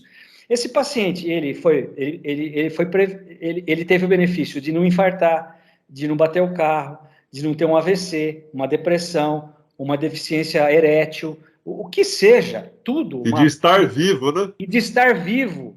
E aí está faltando um contatozinho lá atrás. Gente, eu sei que tem muito ortodontista, e eu não sou ortodontista, mas assim, às vezes é um excesso de zelo por um contatinho que não está tocando, alguma coisa assim. Então, a gente tem que ver o que pesa, né, favorável. Lógico, a gente não quer efeito colateral nenhum. Agora, você fala assim, então é melhor ele ir para o CPAP? O CPAP tem um trabalho mostrando que existe uma reabsorção óssea e existe também a retroinclinação dos incisivos superiores pela pressão da máscara. Então, existe efeito colateral em qualquer tipo de terapia. A gente tem que saber dosar, analisar muito bem, como o Fagner estava falando, fazer um cuidado preventivo, como a Lilian falou, em relação à parte muscular, para evitar algum desconforto maior e tudo mais. Mas isso aí tudo a gente só vai fazer se tiver conhecimento. Se eu chegar, moldar meu paciente, ou escanear meu paciente, colocar um aparelho e deu certo, poxa, legal, eu acertei. Aí o próximo dá errado. Você fala, mas esse deu certo, por que esse deu errado? Qual a diferença de um para o outro? Deve ter alguma coisa ali que aquele paciente não respondeu bem. Então, são essas características, esses detalhes que vão fazer, né, você correr por um caminho de mais sucesso, ou você começar a desanimar e achar que realmente o aparelho intraoral não funciona e que muda isso, que só dá trabalho, só não dá certo. Então, é tudo questão da gente sempre analisar com olhos críticos, embasados na ciência, conversando com colegas com um pouco mais de experiência, porque, olha, se não desse certo o aparelho intraoral, eu acabei de vir do Congresso Americano, faz um mês, tinha 2.000 pessoas do mundo todo só falando de aparelho intraoral. Será que não dá certo mesmo? Ou é só aqui no Brasil que não dá certo? Eu acho que está dando certo por aí, viu, gente? E gente do mundo inteiro. Ou seja, é uma terapia muito conceituada, estabelecida, reconhecida e que tem resultados adequados. Mas, para isso, o dentista não pode ficar só olhando o aparelho intraoral. Ele tem que saber o funcionamento do CPAP, ele tem que saber o funcionamento da fono, ele tem que saber como interagir com terapias, qual a limitação do aparelho intraoral para aquele caso, o paciente não tem uma protrusão adequada, eu vou colocar, eu tenho uma limitação, o paciente só dorme de barriga para cima porque ele tem dor no ombro e ele não pode ficar de lado, eu vou ter limitação, a não ser que ele use a faixa, mas e aí? Vai usar a faixa, vai ficar de lado, não sei se vai conseguir. Então, a gente tem que peneirar essas informações e chegar para o paciente e falar assim, olha, no teu caso, o aparelho intraoral pode ser uma opção, a gente tem essas limitações aqui. A gente também pode utilizar essa outra terapia, que seria, por exemplo, o CPAP. Mas eu não sei se eu vou acostumar, mas é uma terapia que você pode tentar utilizar. Eu tenho vários pacientes que têm terapias, tem o CPAP e tem o aparelho intraoral. Eles têm os dois ajustados. Eles escolhem o dia que eles vão usar, ou um ou outro. Tá certo? Então, é um tipo de paciente. Eu tenho pacientes que têm aparelho intraoral e CPAP, que o CPAP é mais eficaz. Ele usa o aparelho intraoral para quando ele vai fazer uma viagem curta, para quando ele está com a namorada, para quando ele não sei o quê. Ótimo, lógico, sempre mensurando objetivamente o sono para ver se o aparelho está tendo um resultado, pelo menos assim, para o paciente ficar 1 ou 2 noites só. Então, já é uma terapia combinada, uma terapia alternada que a gente pode fazer também. tá certo? E tudo isso faz parte da análise de cada caso. Eu tenho paciente que eu peço para tirar o aparelho às 5 horas da manhã, que é o horário que ele levanta para ir ao banheiro, e depois ele fica até umas 6, 6 e pouco na cama. Eu peço para ele tirar nesse momento, porque é um paciente que já mostrou um risco de ter uma alteração oclusal, então eu, usando menos tempo, e depois fazendo os exercícios, e usando um reposicionador matinal, eu tenho menos risco daquele paciente desenvolver uma alteração dentária. Então, para cada caso, é assim, é só fazendo, viu, gente? É só fazendo e vendo, trocando ideia com os colegas, né? Isso é importante. Investigando sempre, né? Que a gente fala. Não se acomodar no diagnóstico. Exatamente. Sempre investigar cada vez mais. Bom, vamos passar para frente aqui. A Lívia me fez uma pergunta aqui, se eu poderia comentar um pouquinho mais sobre exodontia para tratamento ortodôntico e apneia. Lívia, é o seguinte, quando você tem uma falta de espaço, né? Por exemplo, normalmente o mais comum, o que é? A tal da XP de 4, para quem é ortodontista, sabe que é a extração dos 4 primeiros pré-molares, para você encaixar a canina. Esteticamente, você acerta o tecladinho do piano. Agora, vamos raciocinar. Por que estava faltando esse espaço? Aquela velha máxima de que herdou os dentes do pai, a arcada da mãe. Meu, isso aí não funciona. Não é assim, né? Porque com certeza, eu tinha pouco perímetro de osso. Ou seja, o meu rebordo ósseo, ele estava diminuído. Ele estava com pouco volume, pouco espaço. Então, se eu simplesmente extrair os dentes e alinhar o arco, eu vou manter aquele espaço funcional. Vamos pensar em maxila, tá? Que é onde a língua tem que ficar. A língua, na verdade, ela tem que interagir com o céu da boca, ok? A língua não tem que ficar lá no soalho bucal, ela tem que ficar interagindo com o céu da boca. O céu da boca é a morada da língua. É ali que ela se reposiciona, que ela libera a passagem do ar lá no espaço naso-orofaríngeo, ok? Então, toda a terapia mecânica que eu fizer no sentido de manter diminuído ou diminuir ainda mais aquele espaço funcional para a língua, ela vai me ser prejudicial, tá? Meu paciente, às vezes, pode até nem ter apneia, mas ele pode passar a vir a desenvolver uma apneia por conta disso, ou agravar, ok? E aí, depois, eu te pergunto, a gente faz a extração tal, e aí? Quando ele chegar mais lá com os 30 anos com apneia, nós vamos fazer uma disjunção cirúrgica, vamos fazer 4 implantes nele? Né? Porque a gente sabe que tem casos que só de você fazer um redimensionamento da cavidade oral associado à fonoterapia, você evita até do paciente ter que usar o aparelho intraoral. Ok? Então, seria mais nessa visão, né? De preservar, de melhorar, né? De ampliar o espaço intrabucal. Não é de fazer bocão, tá, gente? Que eu sei que ortopedista funcional, se a Denise ainda estiver aqui, ela também é bem da área da ortopedia funcional. Eu falei, a gente tem fama de fazer bocão, mas não é que a gente tem fama de fazer bocão, gente. É que o primeiro vetor que se altera é o transversal. Qualquer arco de maloclusão que você pegar, você vai ter um arco atrésico. Então, e se eu não corrigir o transversal, eu não consigo corrigir o antero-posterior. Tá bom? É uma explicação meio rápida, espero ter. Qualquer coisa a gente conversa depois.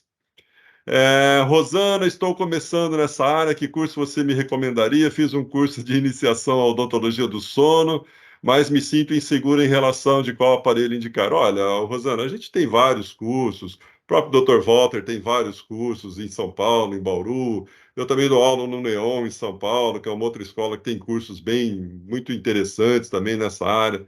E olha, não quero te desanimar, mas não vai ser um único curso que você vai fazer que você vai ficar 100% capacitada. Né? Como eu e o Valtinho estava falando, nós estamos há mais de 30 anos na estrada e não paramos de estudar até hoje. Então, que isso te sirva de consolo e de estímulo.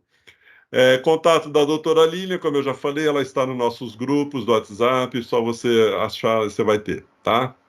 E que mais? Nós vamos postar nos grupos o contato da Elismara, que faz as faixas posicionais, tá? Que ela que é uma colega dentista, atua na área do sono, ela que faz. O que mais? Os artigos, ela vai enviar. Beleza. Ok. Bom, vamos abrir para as perguntas dos colegas. Olha, quem quiser, por favor, pode abrir o microfone e fazer os seus comentários, as suas perguntas, suas críticas. As críticas vocês mandam para o Valtinho, os elogios vocês mandam para mim, tá?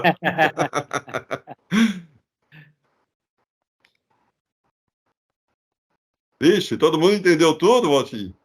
Poxa vida, eu acho que sim, viu? Ou eles estão querendo desligar e assistir algum filme da Netflix. Não adianta, o São Paulo não vai ganhar hoje, fica tranquilo. Meu Botafogo é líder, hein? O Botafogo continua lá. Não é cavalo paraguaio, não, né? Marcão, você é botafoguense? Não. Hein? Quem que é Botafogo? Félix, você é botafoguense? Não. Ô, Marcão, então, você é botafoguense? Eu sou Santos, eu tô quase na ZR. Mas eu queria fazer uma pergunta, ou para o Valtinho ou para o Fagnani. Eu tenho conversado com algumas fisioterapeutas e elas são bem céticas, bem críticas, aliás, até querendo entender melhor o que se passa com a ATM quando você avança a mandíbula. Mas eu acredito que o Valtinho acabou falando que quanto menos você usar o aparelho, de preferência retirar lá pelas 5, 6 horas da manhã, melhor ainda, né? Qual que é o argumento que a gente poderia ter para rebater e convencer o pessoal que está antagonizando, vamos dizer assim, a utilização dos aparelhos intraorais em função da possibilidade de causar algum problema de TPM? A primeira coisa é você mandar os artigos da Lilian para ela. Isso. Que ela vai mostrar os artigos da Lilian, da Fernanda Almeida. A Lilian é a nossa fisioterapeuta do Canadá, é isso? Não, a Lilian Janazzi, ela é a nossa colega. A Fernanda Almeida é dentista também no Canadá, é dentista do Sul no Canadá. A Fernanda Almeida. E a Lilian foi a que falou agora, né, sobre o estudo dela e tudo mais. Então, não causa disfunção temporomandibular. Você tem que argumentar baseado nesses estudos. E o que eu falei a respeito do paciente tirar o aparelho são casos específicos, viu, Félix? Não são todos. Eu sou portador de aparelho intraoral. Eu durmo até a hora que eu levanto para lavar o rosto.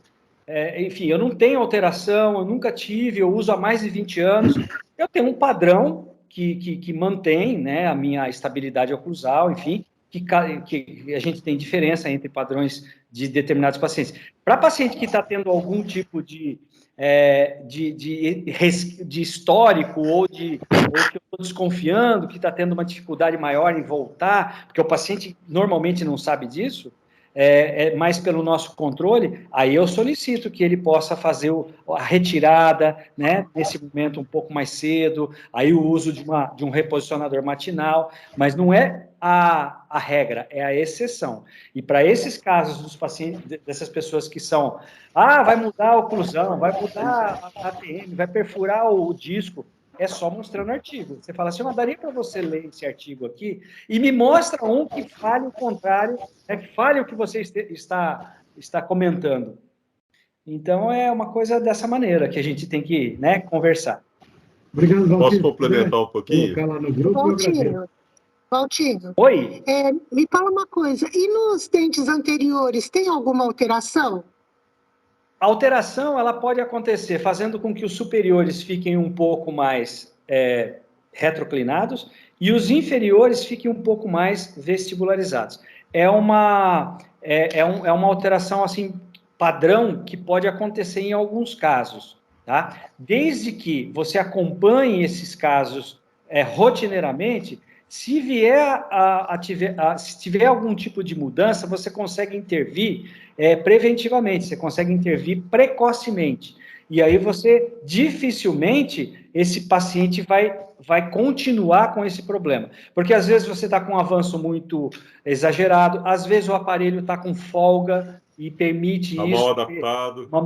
Mal adaptado, um aparelho antigo. Às vezes o paciente mexeu no aparelho e ficou mais de um lado do que do outro. Então, essa análise, Kátia, é marcação pessoal que você tem que ter com o seu paciente. É um casamento que a gente tem que ter para poder sempre fazer essa investigação. Às vezes, associar com fono, para que você não tenha um avanço muito exagerado, e aí faça um avanço mais leve, correndo um risco menor de alteração oclusal. Outro detalhe, um dos aparelhos que eu mostrei, é um que tem um dispositivo que você tem uma chavinha que você mexe só aqui na frente, aquele não é indicado para pacientes que têm, por exemplo, uma perda óssea na região anterior.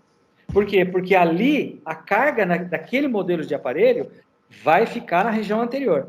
Então, tanto é que é um aparelho que eu tenho usado muito pouco, tá? Mas ele é um tipo de aparelho bem estudado, bem útil. Então, por isso que você tem que analisar cada situação, analisar uma radiografia, analisar para verificar se não tem perda óssea e tudo mais. O Fag, complementa, por favor. Tá. Posso fazer uma brincadeira com vocês? Olha, eu tenho paciente que já tive pequenos problemas de apinhamentos, tá? Eu estou indo de 9 para 10 anos de uso de AIO. Infelizmente, não fechou meus diastemas. Você queria que fechasse. É uma brincadeira, tá? Mas isso não acontece com todo mundo, gente. Olha, dá para contar nos dedos, nesses 30 anos de uso de aparelho intraoral, casos que teve um pequeno apinhamento, tá? Mas é o que o Valtinho falou, gente, nós estamos trabalhando com uma doença séria. Gente, é mortalidade, a apneia mata. Então, bota na balança. O lateralzinho girou. Bom, isso aí é tão importante, mas o cara tá vivo, pô. Você tá dando condições de vida pro camarada. Então, tem que botar isso na balança. Eu só queria complementar um pouquinho a questão da articulação que o Félix levantou ali dos fisioterapeutas. Félix, em primeiro lugar, o uso do aparelho intraoral, ele é um uso intermitente. Ele não é um uso contínuo. Em 24 horas, você fica o quê? 6, 7 horas no máximo com esse aparelho. Depois você está lá 16, 17 horas sem o aparelho. Vem cá. Tá? Então já começa assim. E vou te falar uma coisa. Ó, é isso aqui para a gente conseguir uma transformação. Eu trabalho com ortopedia funcional. Eu viso crescimento mandibular. Mesmo com uso contínuo, para você conseguir fazer uma alteração, é suado o negócio. Então, não vai ser num uso intermitente de 6 horas, 5 horas e meia, 6 horas e meia por noite. Ah, mas teve um caso lá na Conchichina, que tem um artigo que mostrou quantos milhares de casos a gente está avaliando todos os dias. Né? Então, acho que tem que ter essa questão do bom senso. Às vezes, a gente criticar uma coisa que a gente não conhece, que a gente não domina, é muito fácil. Eu cansei de ouvir colegas ortodontistas criticando a ortopedia funcional. Esse aparelho de planas aqui é plaquinha, não serve para nada. Lógico que você não sabe usar. Você não sabe como manejar ele clinicamente, ele não vai te fazer nada mesmo. Você só colocar ele na boca, ele só vai atrapalhar a língua. Concorda comigo? Então, assim, é a mesma coisa no aparelho intraoral. Se você não souber manuseá-lo, se você não souber tirar dele o que ele pode te oferecer, adaptado nas melhores condições características do teu paciente, ele vai ser ineficiente. Concordo. Parabéns. Se puder mandar esses artigos da Lilian no grupo, agradeço. Acho que ela vai postar, mas a gente mantém contato. De qualquer forma, nós temos, não sei se vocês lembram, para os colegas que participaram dos outros encontros, nós temos uma pasta no Google Drive que tem um monte de artigos ali. E eu e o Valtinho, nós vamos dar mais uma alimentada de artigos ali agora. Lógico, né? A gente quer que vocês estejam com a gente no grande encontro, né?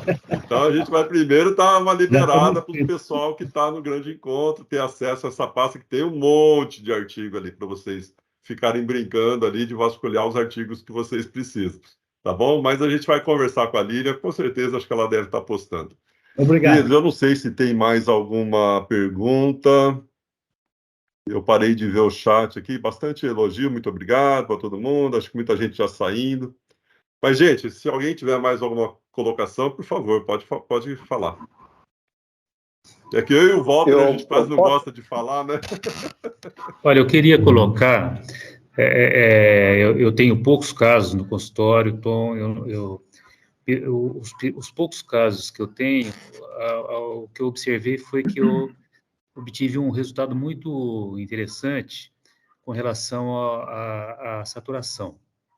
Tá? O IDO melhorou significativamente, mas não tive o mesmo resultado com relação ao ronco, entendeu? E a maioria dos pacientes que me procuram é mais com relação à queixa principal, é o ronco. Então, eu mostro para eles os resultados e eu sempre gostei muito desse resultado que eu obtive com relação à saturação, mas a queixa principal dele, que foi o ronco, eu não percebo um resultado tão significante. Então, é essa a minha briga, cara tem. entendeu? Eu gostaria que vocês comentassem isso. Olha, eu até já conversei uma vez com você, né, Valdir? Não sei se foi um caso, né, que você estava também. A gente trocou uma ideia sobre um caso, e uma das coisas, o ronco, ele tem vários fatores causais e vários fatores que podem, vamos dizer assim, tanto causar como piorar, né? Como, né, manter o ronco ali, dificultar a ação de outras terapias. Por exemplo, o paciente que tem refluxo, o paciente que janta perto do horário de dormir, o paciente que toma alguma medicação, o paciente que dorme de barriga para cima, o paciente que bebe álcool, enfim, uma série ou anatomicamente falando, um paciente mais propenso, ganho de peso. Normalmente os pacientes nossos têm um sobrepeso ou já são obesos. Então, tudo isso vai favorecer. Quando você vai analisar esse paciente antes de tratá-lo, você já tem que pontuar esses detalhes, dizendo a ele que o tratamento é uma parceria, que o aparelho intraoral, ele é uma ferramenta, mas ele que está no rol de uma série de outras mudanças que esse paciente deve fazer para poder surtir um efeito mais adequado. Para todos os pacientes eu falo isso. Mesmo os pacientes que eu tenho quase que absoluta certeza que colocar em 50% vai acabar com o problema dele, ele vai ficar feliz, mas eu falo, porque eu preciso falar, de repente esse paciente começa a entrar em depressão por algum motivo, porque brigou com a namorada, separou do marido, morreu alguém da família, começa a tomar alguma medicação indicada por um psiquiatra adequadamente, e esse paciente começa a voltar a ter um quadro respiratório dificultado, vou voltar a ter um ruído, voltar a ter um ronco. Então, eu vou falar para ele parar de tomar medicação? Não. A gente vai pontuar e vai equilibrar tudo isso. Então, essa investigação é muito importante e, lógico, o ronco, se você tiver, é que não tem tantas fonoaudiólogas preparadas no Brasil para poder ajudar nessa parte de motricidade orofacial, que é excelente, é fantástico. Que se melhora essa parceria com a fonoaudióloga, a gente consegue resultados assim muito bons. Agora, o paciente, para tratar com o exercício fonoterápico, ele tem que ter adesão. Ele tem que ser Caxias, ele tem que fazer todos os dias. Eu tenho um paciente que faz todos os dias. Ele fala assim, doutor, só de domingo que eu não faço. Falei, tá bom, vai, domingo tá bom. Então, quer dizer, mas é uma pessoa que é condicionada. Então, aí sim funciona, que nem academia. Você tem que ir 3, 4 vezes por semana, porque senão continua barrigudinho, continua flácido. Então, é bem isso, viu, Valdir? E você não é o único. Às vezes eu tenho casos também no consultório. Eu consigo tratar mais facilmente a apneia, melhorar os resultados dos parâmetros, né, do que propriamente a ronco, que às vezes era a queixa principal. Então, você não está sozinho. O segredo, no meu ponto de vista, é investigar, escaramachar mesmo, procurar tudo quanto é detalhezinho que você possa orientar o paciente para que ele tenha uma noite de sono mais adequada. Avaliar a questão de resistência nasal também, né, Valtinho? Se tem alguma obstrução, de repente passar por uma avaliação do otorrino, aquelas dicas clínicas, né, de reavaliar o aparelho que você está usando, o desenho, se tem como diminuir a extensão da placa, espessura da placa, tudo que você puder contribuir para a língua ter um pouquinho mais de espaço no sentido anterior, vai facilitar também. Se já o que o Valtinho falou, fono seria muito importante. Eu percebo que... Às vezes a gente não ajustou até o momento de equilíbrio, viu, Valdir? Tem esse detalhe também. A gente instala o aparelho e fica morrendo de medo de avançar. E com uma certa razão. Menos avanço, menos a possibilidade de efeitos colaterais. Mas a gente precisa avançar. Se a gente não avançar... né? Então, ter aquele cuidado de saber se você está trabalhando ali em 75%, 80%, né? Se já está no limite e esse paciente já começa a relatar desconforto ou alguma coisa nesse sentido, combinar terapias ou investigar se ele está tendo algum hábito que possa estar interferindo aí nessa perpetuação do ronco. E um paciente que mora em outra cidade, que vem eventualmente a cada 3 meses no consultório, eu não sei se seria correto isso, mas eu posso deixar a chave do expansor com ele Se você orientar muito bem, adequadamente, você pode, mas corre-se risco, corre-se um risco. Nos Estados Unidos, eles fazem isso frequentemente. Eles dão os elásticozinhos para o paciente trocar, para quando o sistema é de troca de elástico, de expansor de elástico, eles dão a chavinha. Eu conversando com os colegas lá, eu jamais faço isso. Eu jamais faço isso. Então, mas assim, em casos específicos que nem você está falando, que inviabiliza do paciente ficar indo e voltando, pode ser que você, ele bem educado, ele bem ciente, porque às vezes ele fica numa ânsia de querer resolver o problema e ele faz um avanço muito grande e começa a gerar um desconforto maior. Então tem que ter... eu orientei que ele fizesse uma ativação de 1 milímetro, que seriam 4 voltas, né? Tá?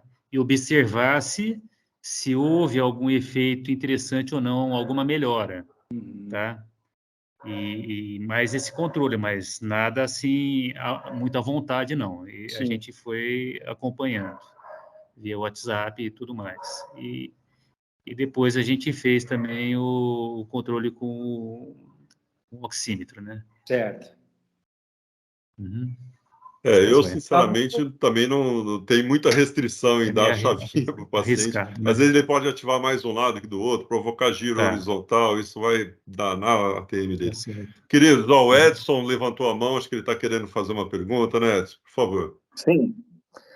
Boa noite a todos, tá? O que eu gostaria de saber é o seguinte, a técnica lingual, tá? Porque eu participo dos grupos, eu vejo sempre um colega colocando que o aparelho da técnica lingual ele é mais eficiente que o aparelho intraoral que é preconizado. Eu gostaria de saber a opinião de vocês a respeito disso. A técnica lingual, você fala que é aquele aparelho desenvolvido pelo professor Jorge Caran? Exato. Esse aí. Sim. Eu não tenho experiência, não posso te dizer, porque realmente eu não sou habilitado até a fazer esse tipo de aparelho. Porque para você fazer esse tipo de aparelho que ele desenvolveu, ele até ministra um curso, enfim. E os resultados que ele mostra, os resultados são resultados muito interessantes. Inclusive, ele tem um trabalho com a professora Lourdinha, até a Lourdinha estava na aula, não sei, acho que ela não deve estar mais. Ela saiu. Eles fizeram um trabalho interessantíssimo com pacientes com apneia grave, com melhoras, assim, acentuadas. Mas significa que o paciente com apneia grave não tem resultados bons com aparelhos intraorais convencionais? Não, eles têm também.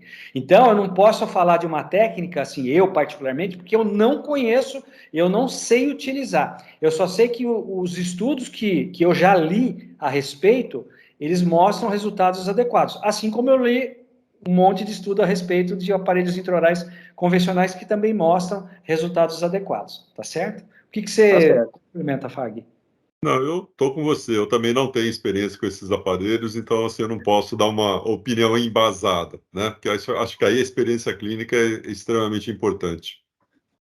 Tá ok. Obrigado pela Edson, só para te lembrar, eu fiz uma reunião do Núcleo do Sono com o Jorge Caran. Eu não vou me lembrar exatamente o mês, mas acho que foi o ano passado. Acho que foi no primeiro semestre do ano passado. Essa reunião está gravada no nosso canal do YouTube, @Núcleo do Sono ATA. Entra lá e vai vendo as gravações que tem uma reunião que foi feita com ele. Então, o que eu conheço da técnica dele é o que você viu, né? Eu tenho os artigos dele, li bastante os artigos, conversei bastante com ele, mas não pratiquei, não fiz em nenhum paciente, então realmente não posso te opinar. Não, tá ok. Obrigado pela orientação. Um abraço. Outro. Queridos, são 10 para as 10. Mas vamos lá, se tiver mais uma derradeira. Bom, então, lembrando a vocês todos que essa reunião está sendo gravada. Depois eu vou dar uma editada nesse vídeo e vou disponibilizar o link para quem quiser assistir novamente, né? Rever com mais calma alguns pontos, tal. E nos nossos grupos estamos sempre abertos aí também tá discutindo, respondendo alguma dúvida aí que porventura tenha ficado para vocês, tá bom? Então, aqueles colegas que ainda não fizeram inscrição no terceiro grande encontro, aproveite essa deixa, tá bom? Já estamos no segundo lote, mas a gente está oferecendo esse presente aí para vocês que nos acompanham num desconto de 8% aí nesse valor. Gente, vamos fazer uma foto? Vamos ajeitar os topetes aí, Valtinho, não esquece. Eu já joguei para trás. Eu também, Já, né? Valtinho. Foi tão para trás que eu não estou achando. Com tanta força que perdeu, né? Ô, Marcão, você fez a mesma coisa que eu. Eu fiz, eu te copiei. Vamos lá, queridos. Olha, quem puder, faça também, que às vezes para mim só aparece uma tela com alguns. Quem puder, faz também a foto e manda para gente, posta no grupo. Atenção, aquele sorriso bacana. Aí. Valeu, gente. Muito obrigado pela presença de vocês. Boa noite e estamos à disposição sempre de vocês, tá? De todos aí. Sempre, sempre. Valtinho, semana que vem vamos tomar um vinho, hein? Vamos. Obrigado. Opa, Aqui, o meu já acabou. Vamos lá. Um abraço, Magnani. Abraço a Valeu, todos. gente. Bom Boa descanso. noite. Bom sono a todos. Boa noite. Tchau, tchau. Boa noite. Até mais. Boa noite, gente. Obrigado pela presença. Obrigado a você. Tchau, tchau. Valeu, Xandão. Abraço. Abraço, querido.